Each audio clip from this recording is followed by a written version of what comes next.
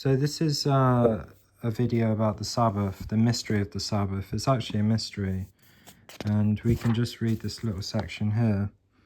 Therefore, let us fear lest perhaps a promise being left to enter into his rest, any of you might seem to have come short. For indeed we have had the gospel preached to us, even as they also, the wilderness generation. But the word did not profit those hearing it, not having been mixed with faith in the ones who heard. For we, the ones believing, enter into the rest, even as he said, as I swore in my wrath, they shall not enter into my rest. Though the works had come into being from the foundation of the world. For he has spoken somewhere about the seventh day this way, and God rested from all his works in the seventh day. And in this place again they shall not enter into my rest. Therefore, since it remains for some to enter into it, and those who formerly had the gospel preached did not enter in on account of disobedience, he again marks out a certain day, saying in David, today, after so long a time, according as he has said, today if you hear his voice, do not harden your hearts. For if Joshua gave them rest, then he would not have afterwards spoken about another day. So then there remains a rest to the people of God. For he entering into his rest, he himself also rested from his works, as God has done from his own. And you see here the word for rest, when it says there remains a rest, the word is sabbatismos. So Sabbath, a Sabbath. So there remains a Sabbath for the people of God. It actually says sabbatismos to leo to theon, which is a Sabbath, the people of God. The people of God. There remains Sabbath to the people of the God. So what's interesting is when you get into the Hebrew of what it's talking about, because it's quite a hard argument to follow what exactly is being said here. Well, if you go to Joshua 22 verse 4, which we'll just find here, Joshua 22, South Deuteronomy, Joshua 22 verse 4, it says, 22 verse 4, it says, Jehovah your God has given rest to your brothers as he spoke to them, and now you turn and go to your tents to the land of your possession.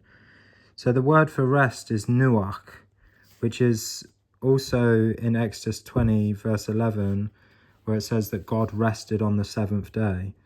So the seventh day offers this kind of rest. It offers a nuach. And if we look at the definition of the word, it means to rest, settle down, alight, to be at rest, have repose, to abide, to continue, to rest, to cease, to leave off speaking, so to be silent as well. So God gave them silence, he gave them rest, as God also enjoyed on the seventh day. So the Sabbath offers this kind of rest. However, in Psalm 95, and this is the point that the writer of Hebrews is making, in Psalm 95 it says, let's just see where it is, Psalm 96, Psalm 95, it says, today if you hear his voice, do not harden your hearts, as in Meribah, as in the day of Massah in the wilderness. These are Hebrew words, I can't remember what they mean. When your fathers tempted me, they tested me, and they saw my work. I think Meribah is bitterness, perhaps. They tested me, and they saw my work. For 40 years I was disgusted with this generation, and I said, they are a people who err in heart, and they do not know my ways. To whom I swore in my anger, they shall not enter my rest. Now the word for rest is just here, if I can get it up. And it's related to that nuach word. It's neuach.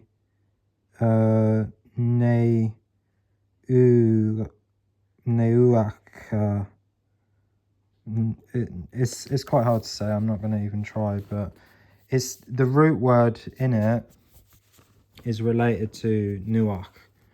So they wouldn't enter the rest of God. You see it just here, Menuach. You see how it's quite hard to say, so I'm not going to try.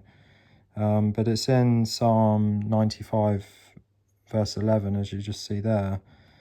And its root word is, let's just see the root word, resting place.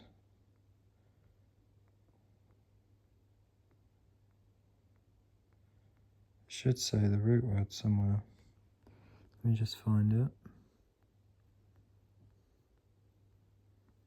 Well, you might just have to take my word for it. It comes from Nuach.